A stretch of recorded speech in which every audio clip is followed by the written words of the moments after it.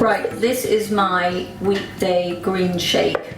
I've got some frozen spinach in here, and I just find it convenient to have frozen green bits in the fridge, because living in Dubai, everything goes off so quickly, so it's just handy. So I've got a bit of avocado left over from breakfast, my husband's breakfast, which was bacon and avocado.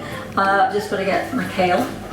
Food is quite an interesting topic for me because I have irritable bowel. I've also got diverticular disease, which means it's really difficult for me to eat a lot of varied foods that could have skin, seeds, that cuts across fruits, nuts, which I absolutely love, certain vegetables. I struggle quite a lot with different foods. In fact, most of my friends and my family would rather not go out to eat anything with me, lunch or dinner. I literally am a pain in the bottom, excuse the pun, but it is what it is. The good thing about this is that you get all the roughage, whereas if you use a juicer, you're leaving all the roughage behind. Some water in here. There are so many different ways that you can make this. You can add coconut water if you really need to be hydrated.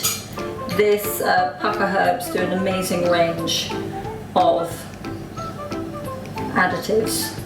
I probably should have only used one there, but it's my drink.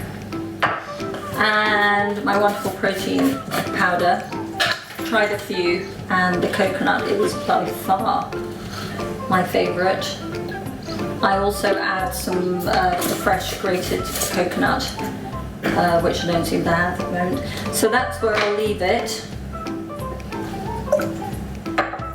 for now, because I like a bit of texture. So you might want to block your ears because it's very loud. Are you ready? Yeah. Then again, I really love a banana smoothie, so I just wanted to share with you what I do tend to eat most morning is literally a case of blending a banana, natural yogurt, some cinnamon, and then sometimes for a little bit of texture I will sprinkle some rice cakes in, so it feels like I'm eating something a little bit more interesting. All I'm going to do is literally use it's called a ninja. It's not exactly a ninja, but it's quite a good way of blending. Good old NutriBullet, and my hands are wet, and I can't open it.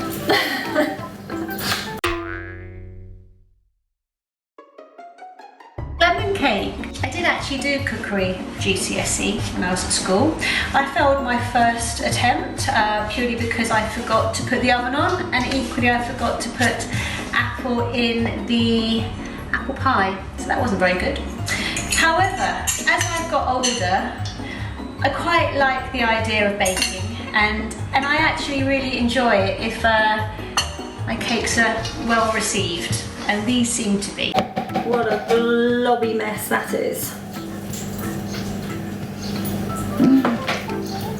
Actually, that looks disgusting. It tastes really good. So then, I've just remembered my husband said there weren't any ice cubes in the fridge.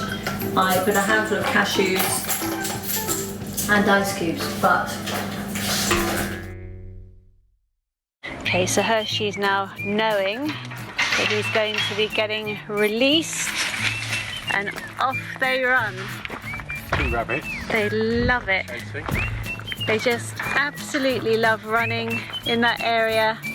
It's almost like they've got a whole, here they come, a whole field to themselves. They enjoy it so much.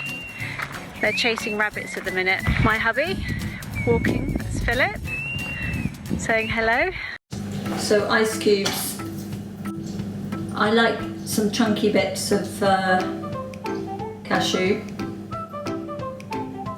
so that is why I put them in for a last whiz. Oh,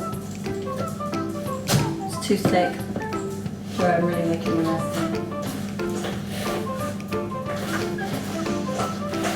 Okay, it's too thick, so I need to add some water. I've already used that whole glass of water and it's still too thick. It is so filling and there's nothing there that's gonna put on weight or that's bad for you. Are you ready? Blending. So I literally take my banana. To be honest with you, I tend to look for the biggest size in a banana because that way I think it's going to fill me up a little bit more. So that's what I tend to do. So I'm going to literally put one banana in. I don't use a knife, I literally just separate it out and pop it in. I tend to like natural yogurt. It's just the Yo Valley. Now on top of that, I'm going to pop a little bit of cinnamon in while we power up. And that is it. I mean, literally a minute. There you go. You can just sort of see. It's quite nice, isn't it? I like this. It is a big meal. It makes you feel so full. If I've got a casting coming up or a big job coming up and I want to be a little bit leaner, then this would be my main meal of the day. Breakfast times, I've decided that I have to stick with what works for me, especially that if I'm working or where I'm going to be active throughout the day, I do not want to eat foods that can trigger my tummy, and now I know, unfortunately, which ones they are. So, for me in the morning, it's quite simple. It's normally scrambled eggs, or hard-boiled eggs, or poached eggs, or eggs. I don't drink cow's milk. I've hated the smell of cow's milk since I was at school, and we had those little glass bottles at school with a straw, and I can just smell it now, and it would sit outside in the sun all blooming day, and then we were expected to drink it at break time. Oh my goodness, brings back such bad memories.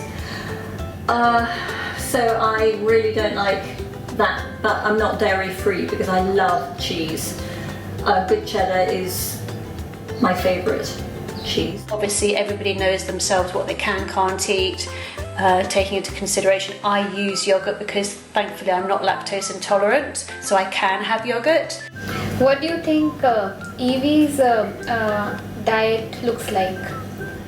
She has some food issues, so I should think that she is incredibly healthy. And she probably, I don't know that she would even have cheat days. I have quite a lot of cheat days.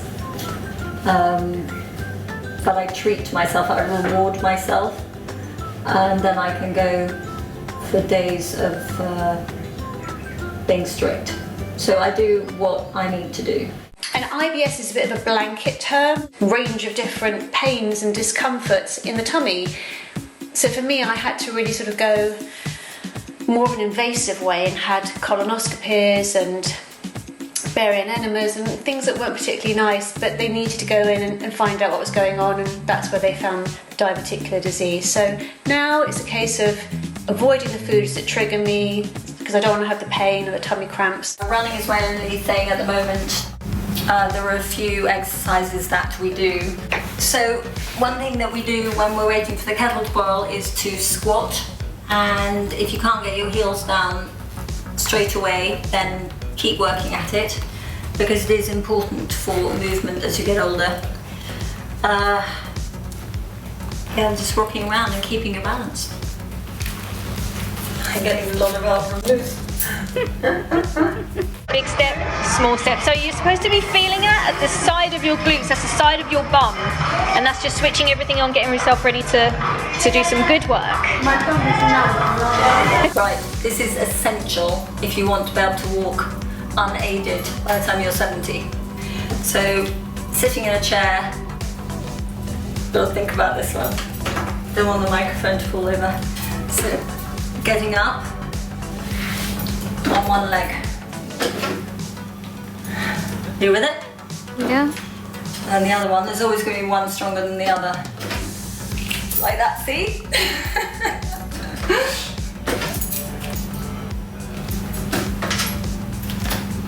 Just little things like that, daily things.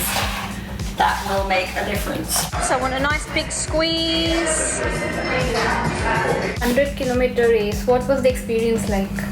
It was like childbirth in that it just got more and more painful towards the end and more intense. We ended at 2 o'clock in the morning. Didn't know where we were. We could just see lights in the distance.